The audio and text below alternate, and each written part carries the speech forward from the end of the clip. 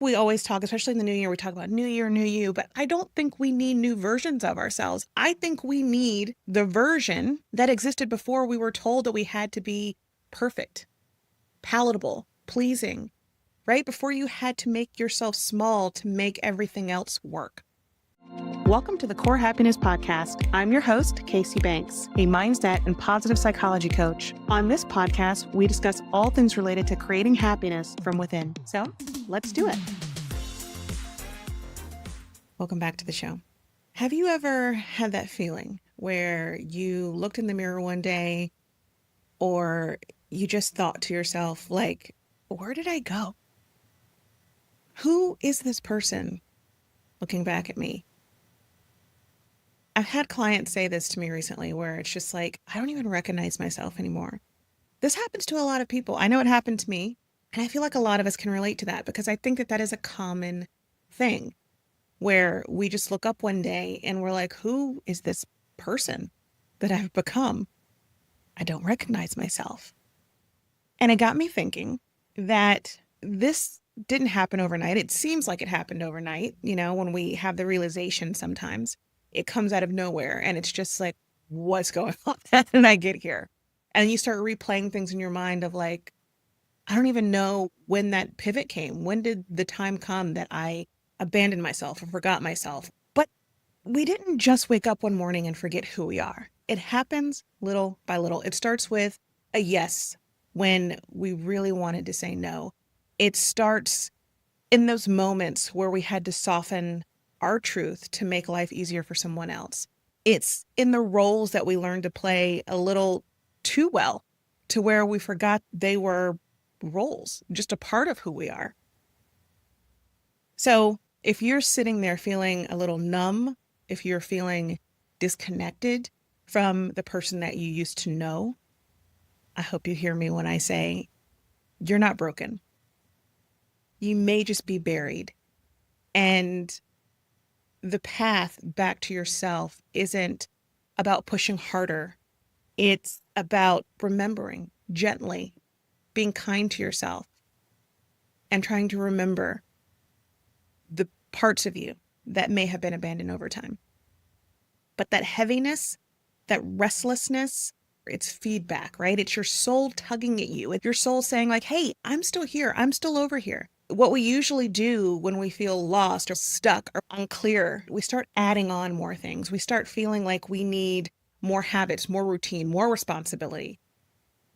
If we can just prove ourselves in some way, that will make that feeling go away.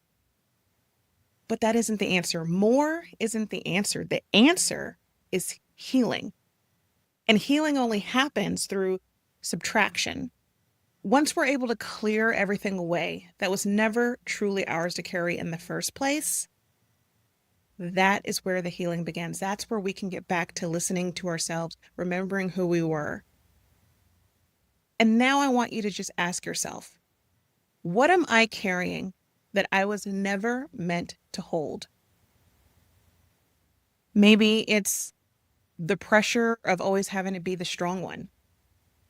Maybe it's the guilt of not meeting every single expectation of every single role that's been placed upon you. Maybe it's that old belief that we have to earn love by sacrificing ourselves. Whatever it is, understand that healing begins when you name it. We don't find ourselves by running faster. We find ourselves when we get still enough to hear ourselves. And when I say still, I'm talking about 3 minutes a day, just to sit, breathe, be, no scrolling, no fixing, no numbing, just to sit in silence with yourself and just see what comes up. Because here's the thing, silence isn't empty. Silence is actually full of answers. Your inner self, your inner voice is there. It's not gone. The woman that you think you've lost, the girl that you think you've lost is still there, just waiting in the quiet, waiting to be heard. And when you're able to hear her, really listen to what she has to say to you. What comes up for you? Don't question it. And then ask better questions instead of saying, what's wrong with me? How do I fix this? I think the questions we need to ask ourselves are, what part of myself have I silenced just to survive? If I didn't have to earn love, who would I dare to become? Who would I have the courage to be? Growth doesn't come from shaming yourself into better habits. It comes from radical honesty without judgment. Just honesty about where you have abandoned yourself over time. The other thing is, I don't think we need new versions of ourselves. We need the version that existed before we were told to be perfect, palatable, pleasing, before you had to make yourself small to make everything else work. Because it's more than self-improvement, it's soul recovery. And maybe for the first time, we can stop striving, start listening. Because we all still have that girl inside of us who never stopped believing that we were worthy in the first place. I mean, really, truly think about it. We weren't born being self-conscious. We weren't born being self-deprecating. We learned that over time, right? So today, I invite you to try a tiny but very powerful practice where you just take out your journal, take out a notepad, something to write with. It can even be the note app on your phone, whatever it is, and answer the following questions. When do I feel most like myself? Then ask, what small choices am I making every day that pull me away from her or the person I want to be? Because again, you cannot heal what you don't honor. And all I'm asking is for you to honor yourself today. 3 minutes is all I'm asking. And I want to take a minute here to pause for a second and just acknowledge the people who are listening, you know who you are, who are thinking, I would love to do this. This makes sense, but when am I going to find the time? I know you said it's only 3 minutes, but I don't even have 3 minutes. I don't have the time to do this. Maybe one day. I'll pencil this down and I'll get to it when I have time. If only there were just more hours in the day, I would be able to get it all done. I could do all my obligations. I could also have time for myself. And I know you said joy, but like not everything's going to be joy. Work's not joy. And I get it. I get it. And I hear you. But what if I told you that time management isn't the problem? What if the problem were all these invisible contracts that we've signed with the world about our worth? I don't think that we're overwhelmed because we're unorganized or lazy or just unable to juggle. I think we're overwhelmed because we live inside these silent agreements. If I rest, I'm failing.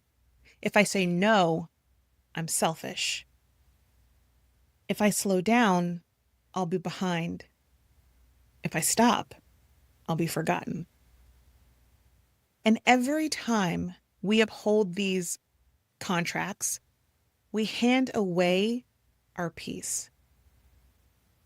You can buy the prettiest planner, organizer in the world. You can optimize your calendar down to the last minute. But if your life is filled with things that drain you, time management can't save you. Only being honest and truthful with yourself can you really solve that problem. If this notion makes you uncomfortable, makes you a little anxious, then it's probably because you were taught that worth has to be earned through exhaustion or productivity. What if slowing down, instead of failing, what if it meant restoration? What if slowing down is how you come back to life? So instead of needing more hours in a day, I think most of us just need more alignment with how we're spending our hours per day.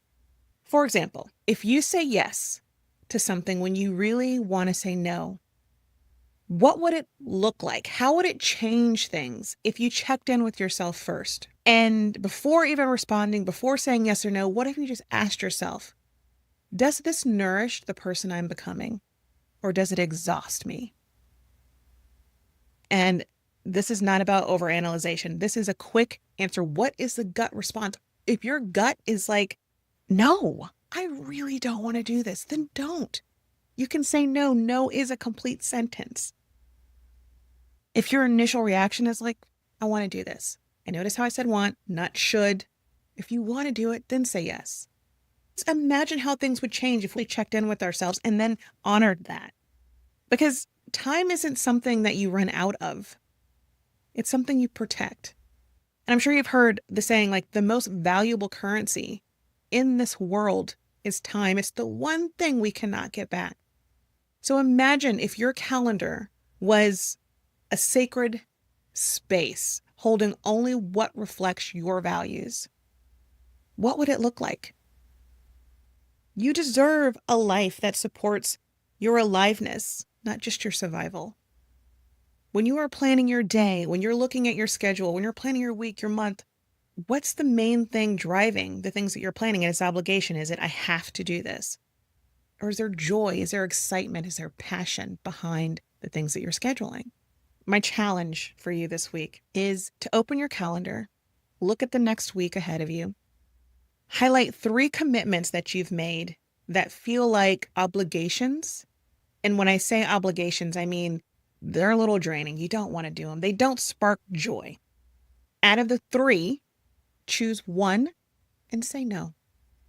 And again, no is a complete sentence. You do not need to explain. You do not need to elaborate. You can just say no. I'm sorry. No, can't. If you can't say no, then delegate. Ask for help. Maybe someone else can help. Maybe someone else can step in. And if you absolutely cannot delegate, then reschedule it. Schedule it for a time when you have no more than one other obligation scheduled for the week.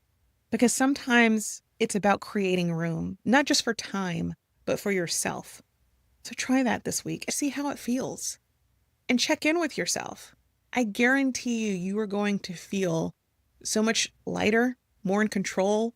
I feel like you're going to have a lot of clarity. It's going to help with prioritization. Because I think sometimes we just have to regain control of our time versus wishing for more time. Remember that you were never meant to live on empty. You are meant to overflow. So let's start filling this cup. Remember to prioritize your time and your peace. Only you can do that. No one else can do it for you. Remember, you're not broken. You're not lost. You're just buried.